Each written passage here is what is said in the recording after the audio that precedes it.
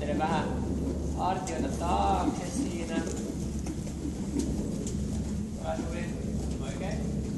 Ja sitten mieti sitä ohjaspituutta. Onko hyvä ohjaspituus vai onko liian pitkä ohja? Hyvä. Oikein hyvä. Okei, nyt kun meillä on kaasu ja jarru ainakin näyttäisi nyt olevan kunnossa, niin sitten katsotaan, onko meidän ratti kunnossa. Eli tehdään niin, että lähdetään täältä H-kirjaimesta, kääntää vähän matkaa tonne vähän niin kuin mentäis koko tätä leikkaa, mutta sitten kun päästään keskelle kenttää, niin käännetäänkin takas, mistä tultiin. Mites mä nyt sen selittäisin?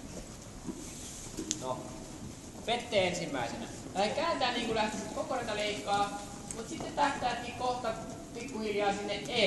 E on siellä, noin, just siellä, yes. Eli tollanen kuvio tehdään molemmista päistä.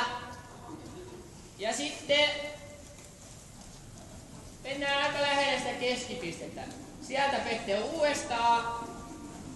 Ja aika lähelle sitä niinku keskihalkaisijaa.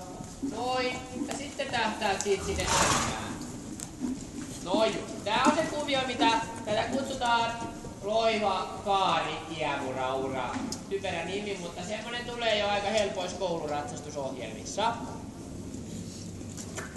Vähän reippaampi, vähän pontta siihen. Noin. Hyvä.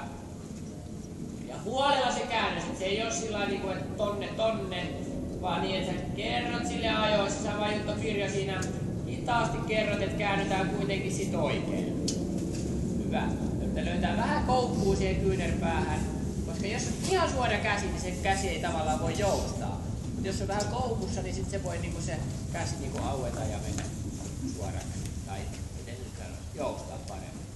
Okei, ja sitten suvi. Kannattaa käyttää nämä kulmat sitten aina. Helpottaa.